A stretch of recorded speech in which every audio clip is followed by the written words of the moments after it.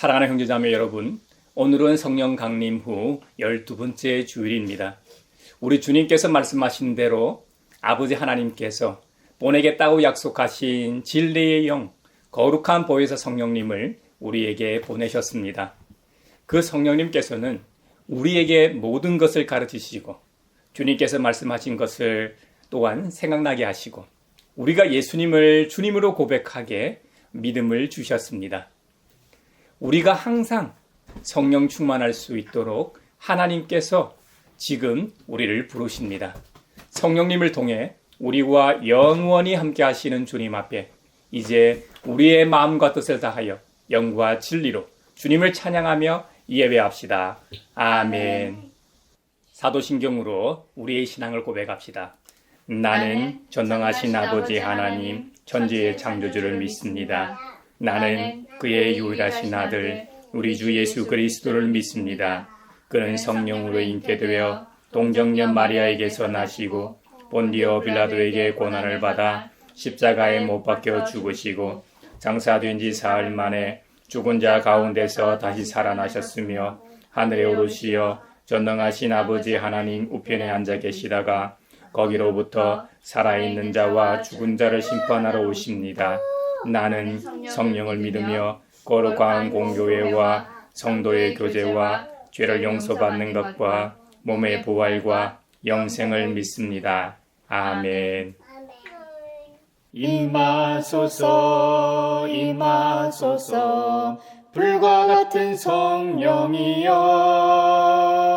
불의 혀로 임하셔서 진리 알게 하시옵고 불세례를 베푸시어 죄의 뿌리 소멸하사 거룩하고 깨끗하게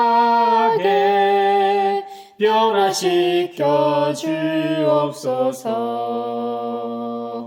아사벳이 지휘자를 따라 깃딧에 맞추어 부르는 노래. 우리의 피난처이신 하나님께 즐거이 노래를 불러라. 야곱의 하나님께 큰 환상을 올려라. 나는 너희를 이집트 땅에서 이끌어낸 주 너희의 하나님이다. 너희의 입을 크게 벌려라. 내가 마음껏 먹여주겠다 하였으나 내 백성은 내 말을 듣지 않고 이스라엘은 내 뜻을 따르지 않았다. 그래서 나는 그들의 고집대로 버려두고 그들이 원하는 대로 가게 하였다. 나의 백성 이스라엘이 내 말을 듣기만 했어도 내가 가라는 길로 가기만 했어도 나는 당장 그들의 원수를 굴복시키고 내가 손을 들어서 그 대적을 쳤을 것이다. 나를 미워하는 자들은 그들 앞에 무릎을 꿇었을 것이다. 이것이 그들의 영원한 운명이 되었을 것이다. 그리고 나는 기름진 밀곡식으로 너희를 먹였을 것이고 바위에서 따는 꿀로 너희를 배부르게 하였을 것이다. 아멘. 나와 동행하시고 모든 염려하시니 나는 숲의 새와 같이 기쁘다. 내가 기쁜 마음으로 주의 뜻을 행함은 주의 영이 함께함이라. 성령이 계시네 할렐루야 함께하시네. 좁은 길을 걸으며 밤낮 기뻐하는 것 주의 영이 함께함이라. 자비로우신 하나님, 지난 한 주간의 우리의 삶을 성찰하며 회개의 시간을 주시니 감사합니다. 서로 사랑하라고 말씀하셨는데 사랑하지도 화목하지도 세상의 하늘의 평화를 전하지도 못했습니다. 하나님을 기쁘시게 하기는커녕 죄악된 길로만 다름질한 것 같아 죄송한 마음뿐입니다. 사랑하는 믿음의 형제자매 여러분, 성령님과 함께 날마다 살아가는 우리가 되기를 바라며 이제 주님 앞에 우리 죄를 고백합시다.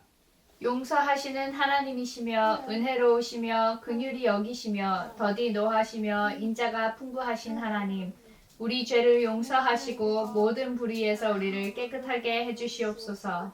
내 마음속을 비추시는 주님, 어둠에서 나를 지켜주소서. 내 마음속을 비추시는 주님, 당신 사랑 안에 쉬리라. 내 맘속을 비추시는 주님, 어둠에서 나를 지켜주소서. 내 맘속을 비추시는 주님, 당신 사랑 안에 쉬리라.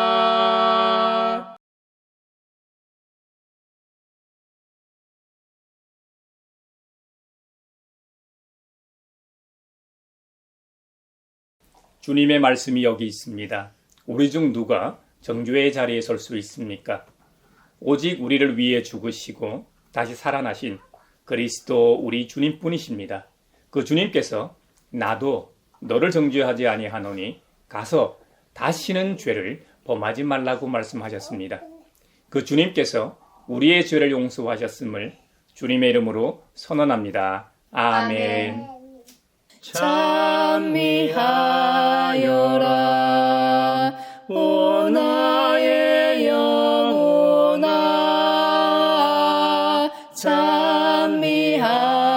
찬미하여라 거룩한 주 이름. 찬미하여라 오 나의 영혼아.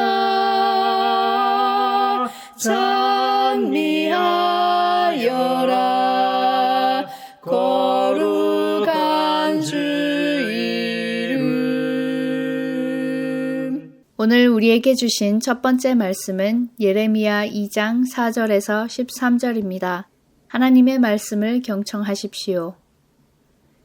야곱의 백성아, 이스라엘 백성의 모든 가족아, 너희는 주님의 말씀을 들어라.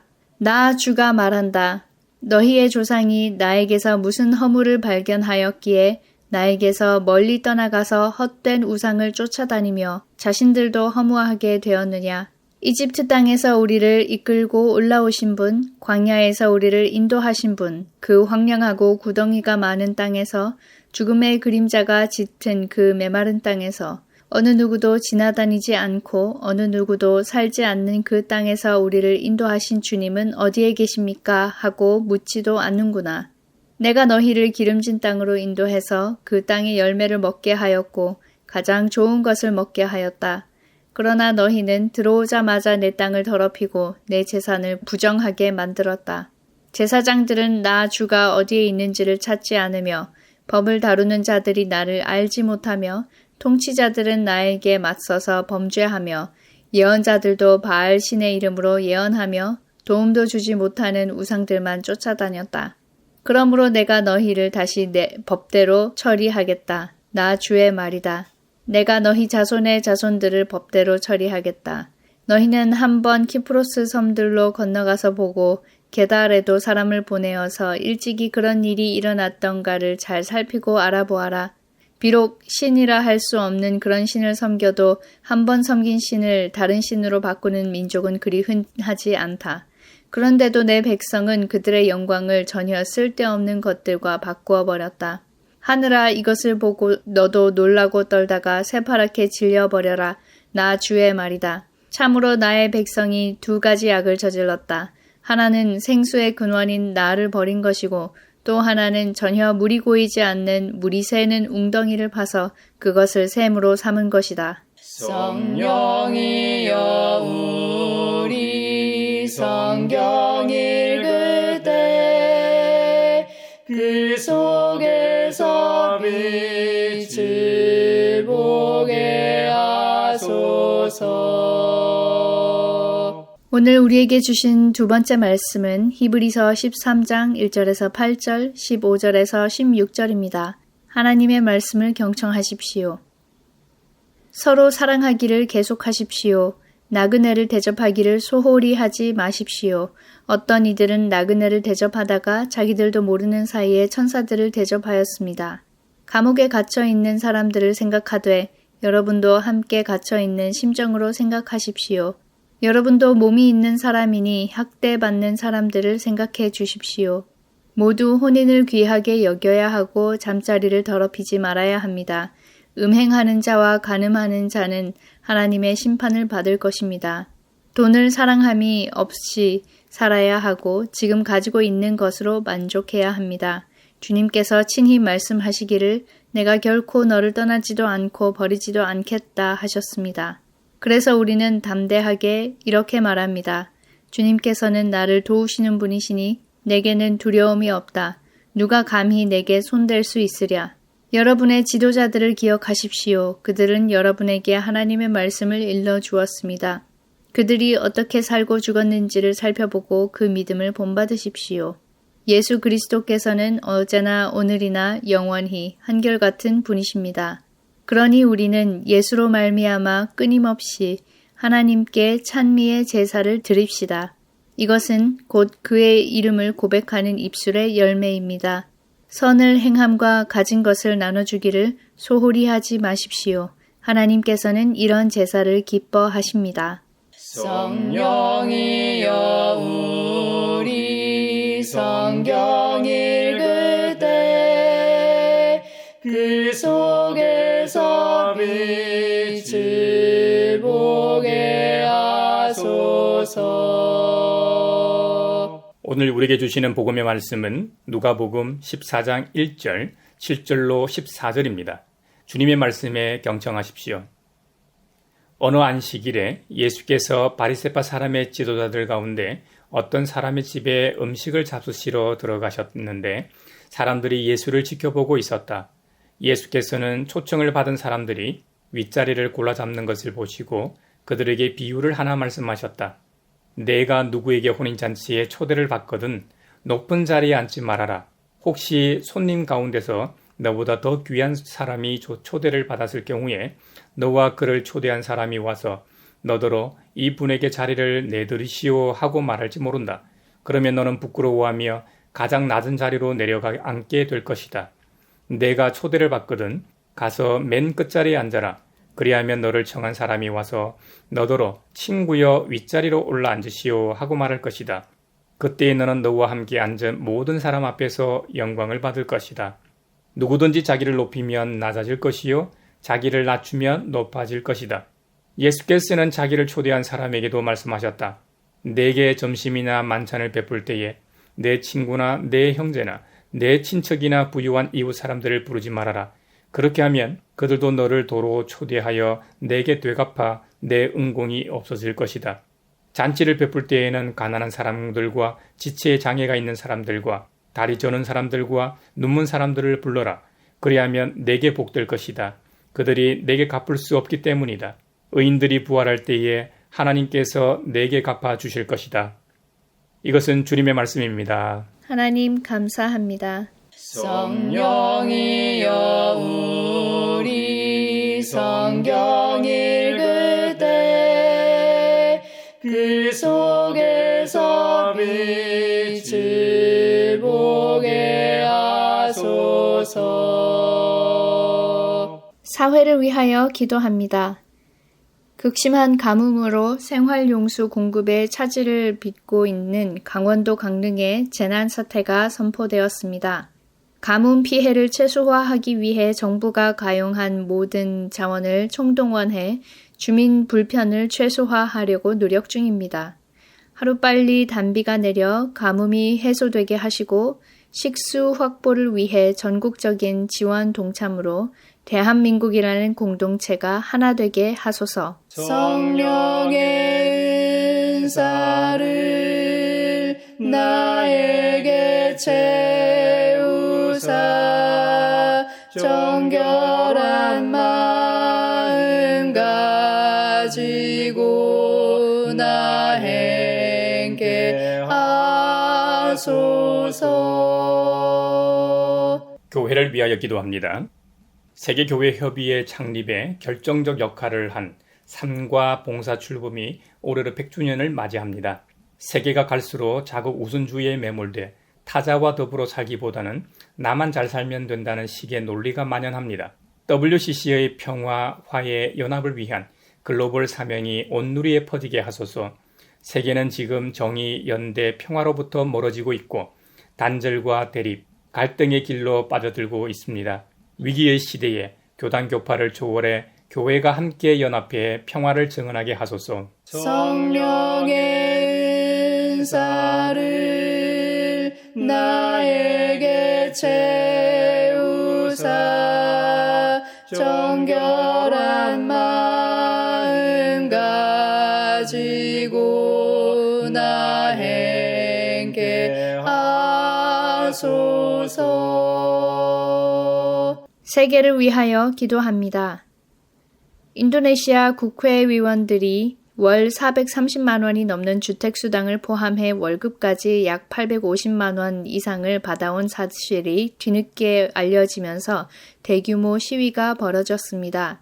이는 빈곤지역 최저임금의 약 20배에 달하는 수준입니다. 교육, 복지, 공공사업 예산은 대폭 삭감하면서 의원 수당은 늘렸다는 사실에 분노한 시위입니다. 시민들은 과도한 특권을 폐지하고 의회를 해산하라고 목소리를 높이고 있습니다. 인도네시아에서 벌어지고 있는 이번 시위가 희생자 없이 시민들의 요구가 잘 반영되어 빈부격차가 해소되고 더불어 살아가는 인도네시아가 되게 하소서. 성령의 은사를 나에게 채우사 정결한 마음 가지고 나 행케 하소서. 예수님께서 어느 안식일에 바리새파 사람의 지도자들 가운데 한 지도자로부터 식사 초대를 받으셨습니다.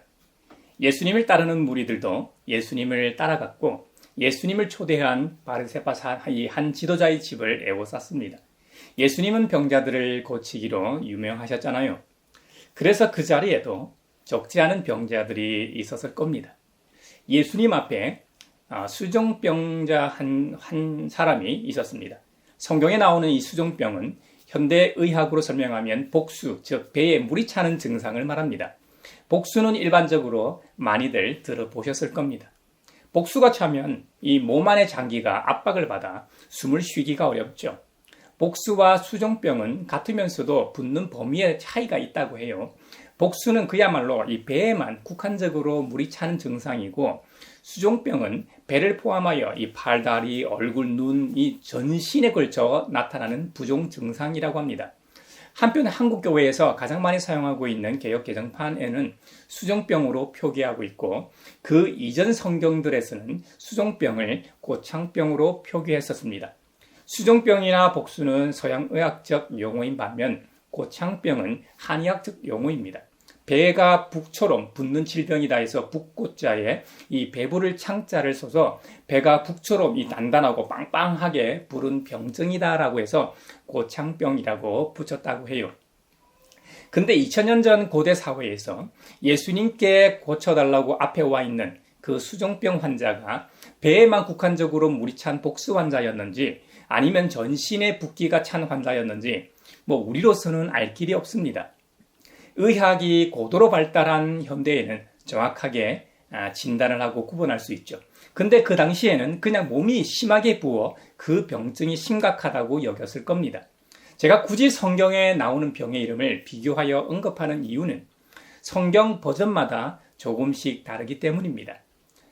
우리 교회에서 보고 있는 새번역 성경과 대부분의 한국 교회에서 보고 있는 개역 개정판에서는 수종병으로 표기하고 있고 이전 개역 한글판에서는 고창병으로 표기하기 때문에 이 방식이 다르기 때문입니다. 예수님께서는 그 수종병자를 고치시기 전에 먼저 그 자리에 모여있는 종교 지도자들에게 물으십니다. 예수님께 식사 초대를 한 사람이 누구라고 했죠?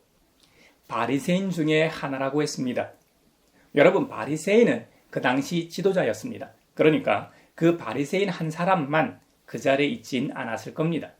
본문에도 보면 주인장을 비롯하여 율법학자들과 바리새인들이 꽤 있었던 것으로 기록되어 있습니다. 바로 그들에게 예수님께서 먼저 물으십니다. 안식일에 병을 고치는 것이 옳으냐 옳지 않으냐? 율법학자들은 철저하게 율법을 준수하는 자들입니다. 안식일의 중요한 종교 행위 외에는 일절하지 않았습니다. 지금도 이 오리지널 유대인들을 보면 안식일을 어떻게 합니까? 철저하게 지킵니다. 이 머리에는 키파라는 빵떡 모자를 쓰고 귀밑머리를 따은 유대인들을 보셨을 겁니다. 이들은 유대교 중에서도 가장 보수적인 초정통파 유대인들입니다. 이들 스스로는 하레딤이라고 부릅니다. 서양학자들이 이들을 분류하기 위해 울트라 옥스독스라고 부르죠. 다큐멘터리 같은 영상을 보면 유대교에서 안식일은 토요일이니까 금요일 오후 해가 질 무렵부터 상점을 돌아다니면서 문을 닫으라고 소리치는 장면을 보았습니다. 왜 그런 행동을 할까요? 유대인의 안식일은 해가 지는 것을 기준으로 시작하기 때문입니다. 그러니까 금요일 해가 질 무렵부터 안식일이 시작되기 때문에 하레딤들이 그런 행동을 하는 것이죠.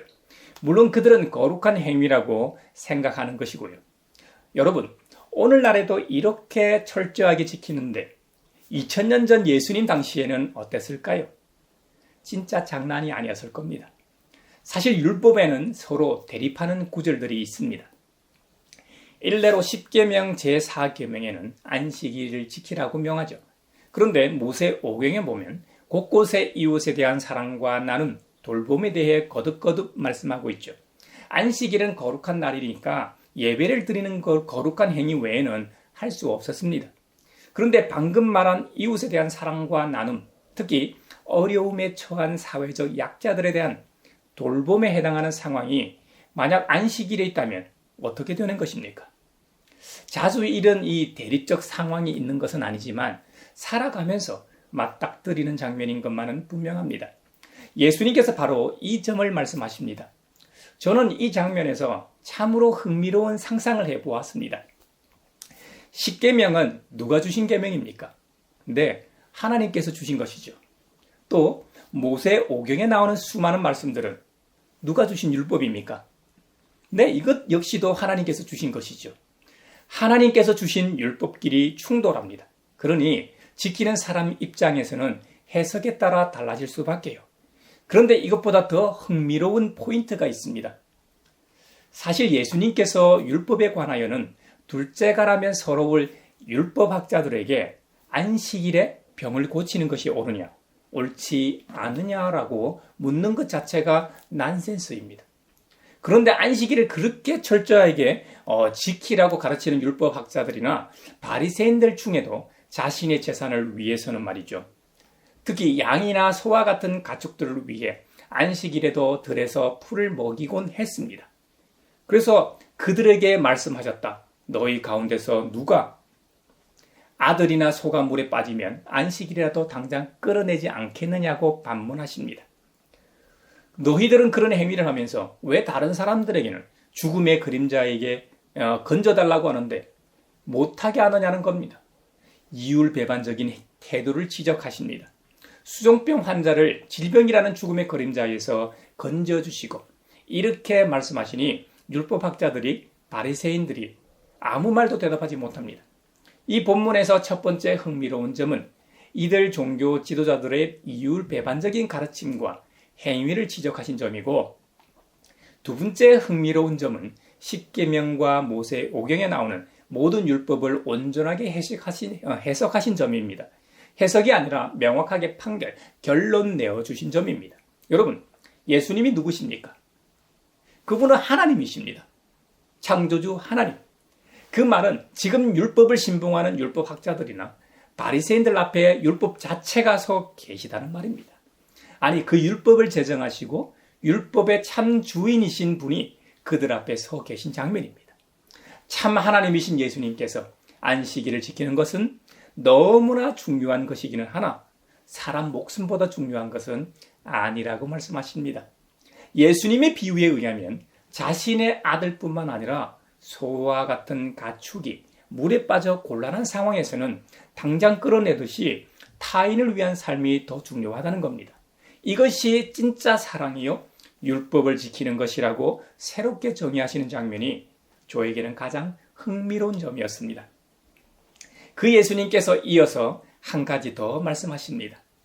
스스로 이 낮은 자리에 앉으라는 겁니다. 예수님 외에도 그 식사 자리에 초대받은 이들이 많았던 모양입니다. 예수님께서 가만히 그 모습을 보셨습니다.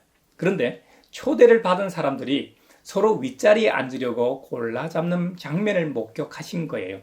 그 모습을 보시고 비유를 하나 더 말씀하셨습니다. 혼인잔치에 초대를 받거든 높은 자리에 앉지 말라는 겁니다. 혹시 손님 가운데서 나보다 더 귀한 사람이 초대를 받았을 경우에 당연히 나보다 더 귀한 사람이 높은 자리에 앉아야 하기 때문에 내가 미리 높은 자리에 앉아 있다면 어떻게 됩니까? 그 자리를 내드려야 하기 때문이죠. 반면 내가 맨 끝자리에 앉아 있는데 그 자리에 모인 사람들 중에 내가 가장 귀한 손님이라면 어떻습니까? 나를 초대한 주인장이 나를 맨 윗자리로 올린다는 겁니다. 그러면 나는 자연스럽게 모든 사람 앞에서 영광을 받는 것이죠. 여러분 무슨 말입니까? 누구든지 자기를 높이면 낮아질 것이요 자기를 낮추면 높아진다는 교훈입니다. 예수님께서는 스스로 겸손하라는 이 교훈과 함께 주님을 초대한 주인장에게도 교훈을 하나 더 말씀하십니다. 네가 오늘 나를 초대한 것은 참 잘한 일이다. 하지만 하나님께서는 칭찬받을 만한 일이 없을 것이라고 이상한 말씀을 하십니다. 유대인 전통상 귀한 손님을 초대할 때는 자신의 가족과 가까운 친족들을 함께 초대하기도 했습니다. 예수님을 초대한 주인장은 꽤나 덕망이 높았던 것 같습니다. 그 자리에는 부유한 이웃들도 있었고 꽤나 저명한 율법학자나 바리새인들도 있었죠. 그 모습을 보시고 앞으로 이렇게 말씀하세요. 잔치를 베풀 때에는 가난한 사람들과 지체에 장애가 있는 사람들과 다리 저는 사람들과 눈먼 사람들을 불러라. 그리하면 내게 복될 것이다. 그들이 내게 갚을 수 없기 때문에 의인들이 부활할 때에 하나님께서 내게 갚아줄 것이다. 너에게 갚아줄 것이다. 영적으로 이 종말의 때에 상석과 이 말석을 구분하실 분은 하나님이십니다. 지금 바리새인들과 율법학자들에게 말씀하고 계신 예수님이 결정하실 일입니다. 그 사실을 안다면 그분의 말씀에 귀 기울이고 마음에 새겨야 합니다. 우리 신앙인들 중에도 현재 위치가 조금이라도 불만스러울 경우에는 어떻게 합니까? 하나님은 나의 가치를 몰라주신다고 불평하며 스스로 높은 자리에 앉기 위해 온갖 인간적인 방법을 동원하곤 합니다. 교회 밖 일은 제외하고 교회 안의 모습을 비유로 들면 각 교회를 보면 말이죠. 평소에는 너무나도 겸손해 보이던 분들이 집사, 장로, 선거철만 되면 전혀 다른 모습으로 돌변합니다.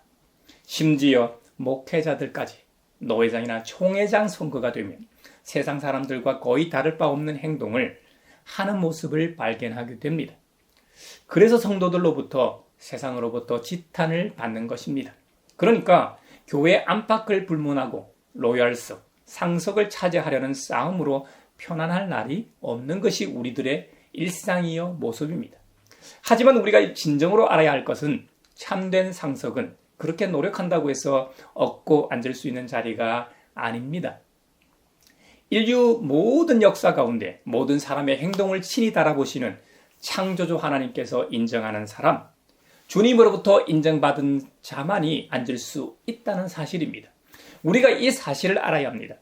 사무엘 선지자의 어머니 한나의 기도를 보면 그 내용이 나옵니다. 사무엘상 2장 3절에 너희는 교만한 말을 늘어놓지 말아라. 오만한 말을 입 밖에 내지 말아라. 참으로 주님은 모든 것을 아시는 하나님이시며 사람이 하는 일을 저울에 달아보시는 분이시라고 기도하고 있습니다. 우리도 일상을 살아가면서 그 사실을 잊지 말아야 합니다. 여러분, 우리 하나님은 겸손한 행동이 아니라 겸손한 존재를 원하십니다. 한순간 겸손한 태도, 행동, 그 순간 겸손한 행위를 원하시는 것이 아닙니다. 그냥 겸손한 존재 자체를 원하십니다. 여러분 한번 생각해 보십시오. 창조주 하나님 앞에 그 어떤 피조물이 금방 떨 수 있습니까? 하나님은 우리의 중심을 보시는 분이기 때문에 단지 겉모습만 겸손한 척 행위를 하는 자를 원하지 않으십니다. 마음의 변화를 통해 새로운 피조물이 되어 겸손함이 저절로 우러나오는 존재를 원하십니다.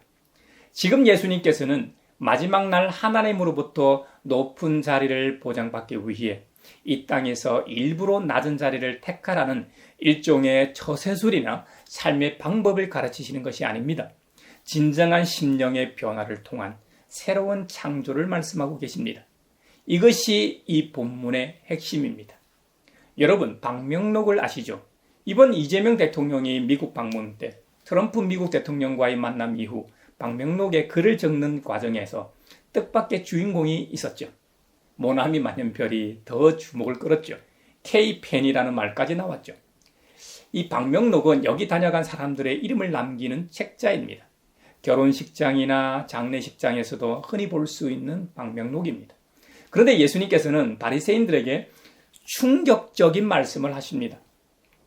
앞으로 잔치를 베풀 때는 차라리 가난한 자들과 병든 자들을 청하라고 하셨습니다. 바리새인들 입장에서는 이건 완전 충격적인 얘기입니다. 당시 유대인들은 특히 스스로를 의롭고 거룩한 존재로 잡아오고 있었기 때문에 자기들과 같이 율법을 준수하는 사람들이 아니면 식탁 교제는 물론 일반적인 교제도 나누지 않았습니다. 그런데 예수님께서 초청하라고 예를 든 사람들은 이런 사람들이 아닙니다. 당시 하나님으로부터 저주를 받았다고 여겨졌던, 그리고 손가락질 받던 소경이나 몸이 불편한 장애인들, 가난한 자들은 그들이 싫어하는 사람들이었습니다. 그런데 예수님께서는 너의 방명록에 이런 사람들로 가득 차야 하나님께서 인정하시고 높은 자리에 앉을 수 있다고 역설하셨습니다. 여러분은 여러분의 잔치 방명록에 사회의 유력 인사나 여러분에게 도움이 될 만한 사람들의 이름이 적혀 있지는 않는지요? 주님께서는 아무도 인정하지 않는 사람, 아무도 찾지 않는 사람, 아무도 돌보지 않는 사람들의 이름이 적혀 있어야 한다고 말씀하십니다. 사실 우리도 쉽지 않은 일입니다. 그러나 구원받고 새로운 창조를 경험한 이들에게는 이런 삶이 요구됩니다. 이것이 제자의 삶입니다. 조금 있으면 추석 명절이 다가옵니다. 요즘은 좀 덜하긴 하지만 대부분의 세상 사람들이 자기에게 도움되는 존재들만을 골라 선물을 돌립니다. 하지만 주님은 우리에게 그렇게 하지 말고 낮고 소외된 사람들의 집을 찾아가라고 명하십니다. 그게 우리를 위한 일이라는 겁니다. 왜냐? 우리가 믿고 섬기는 하나님은 비단 옷을 입은 사람들과 함께 찾아오시는 분이 아닙니다. 낮고 소외된 사람들과 함께 찾아오시는 분이기 때문입니다. 오늘은 주로 누가복음 말씀을 나누었습니다만 다른 본문들도 역시 서로 사랑하라고 권면합니다. 특히 나그네를 소홀하게 대접하지 말라는 겁니다. 혹시 그 나그네들 중에 천사들을 대접하는 것일 수도 있기 때문이죠. 우리도 몸이 있는 사람이니까 학대받는 사람들을 생각하라는 겁니다. 우리 하나님께서는 입술의 고백만을 기뻐하시지 않고 삶의 예배, 즉 선을 행하고 가진 것을 나눠주는 행함을 기뻐하시며 진짜 예배로 인정하신다는 겁니다. 여러분, 창조주 하나님을 올바로 알고 믿으면 이런 삶을 살게 됩니다. 할렐루야. 이렇게 안 살면 마음에 거리낌이 있게 되고 도저히 불편해서 못 견딥니다. 왜냐하면 내 안에 주님의 거룩한 영이신 성령님이 함께 하시기 때문입니다. 내일 9월 1일부터 세계교회는 창조절을 보내게 됩니다. Season of Creation, 한국말로는 창조 시즌, 창조 시기 정도일 겁니다. 오늘날처럼 기후 위기가 갈수록 고조되는 상황에서는 하나님의 형상을 닮은 인간만이 아니라 피조 세계에 대한 배려, 사랑 실천이 필요한 때입니다. 믿음의 형제자매를 비롯하여 우리가 만나는 모든 사람들과 화목하며 서로 사랑하며 서로 섬길 수 있기를 바랍니다. 그리고 더불어 인간의 탐욕으로 인해 신음하고 있는 창조 세계도 더 관심을 가지고 돌보는 우리 모두가 되기를 바랍니다. 그래서 하나님께서는 기후 위기가 세계 담론이 되기 이전에 창조주를 제정하게 하신 것 같습니다. 적어도 저는 그렇게 믿고 있습니다. 현재는 미약하지만 이 일에 우리 가양교회가 앞으로 할 역할이 큽니다. 저는 그 일과 사역을 위해 기도하고 있고 기대하고 있습니다. 우리가 매 주일마다 공동체로 모여 함께 예배하는 행위도 중요합니다만 창조주 하나님께서 창조하신 창조 세계와 함께 더불어 평화를 누리는 것 또한 매우 매우 중요합니다. 사실 창조주께서 당신의 형상을 따라 우리 인간을 창조하신 이유는 성경에 분명히 기록되어 있는 것처럼 청지기로 만드셨습니다. 그런 면에서 우리 그리스도인들도 청지기적 사명을 망각하고 창조 생태계를 파괴하는 일에 함께 해왔음을 인정하고 참회해야 합니다. 사랑하는 믿음의 형제자매 여러분, 이번 한 주간부터 시작하는 2025년 창조절 기간 동안 자연 친화적인 삶을 살도록 좀 더 신경 쓰십시다. 그리고 오늘 본문이 우리에게 주는 교훈대로 서로 사랑하며 서로 돌보며 서로 관심을 가지고 살 수 있기를 바랍니다. 창조주 주님의 평화가 여러분과 함께 하시기를 바랍니다.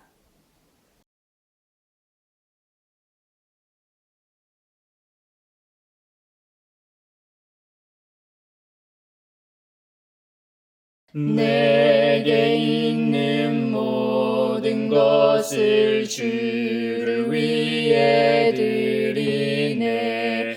주의 성령 충만하게 내게 내려주소서. 주께 드리네. 주께 드리네. 사랑하는 구주 앞에 모두 드리네.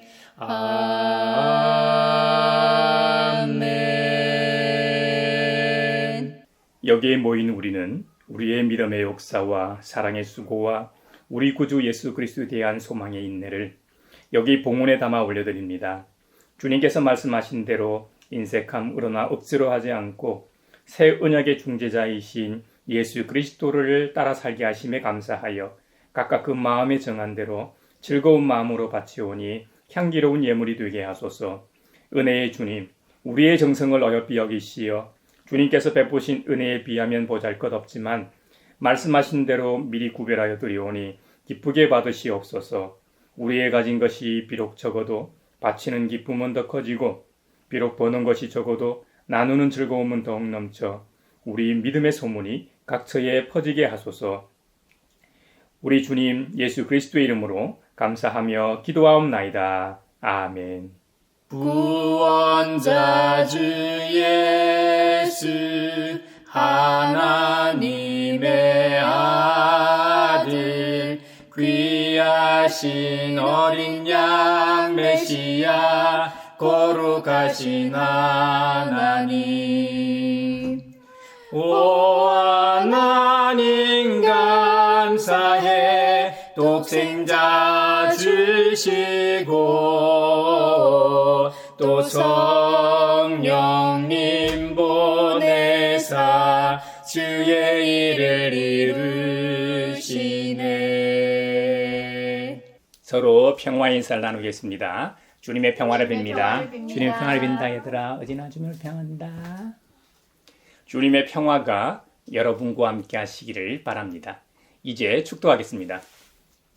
우리를 하나님 나라의 백성으로 부르신 하나님께서 여러분에게 복의 복을 내려주셔서 언제 어디서나 여러분을 지키시기를 원하며 주님께서 그분의 인자한 얼굴을 여러분과 여러분의 자녀와 그 가정에 비추사 필요에 따라 물질과 건강과 은혜 베푸시기를 원하며 주님의 몸된 하나의 거룩하고 보편적인 사도적인 모든 교회와 함께 하시길 원하며 지금 이 시간에도 하나님 나라와 예수 그리스도 복음 전파를 위해 애쓰며 수고하고 있는 모든 선교사들과 함께 하시길 원하며 오늘 말씀처럼 겸손한 행위가 아니라 하나님은 겸손한 사람 자체를 찾으심을 깨닫고 세상으로 나아가 서로 사랑하며 더불어 살기를 바라며 세상으로 나아가는 사람들 위에 특히 내일부터 시작되는 창조 절기 동안 창조 세계와 평화를 누리며 살기를 바라는 사람들 위에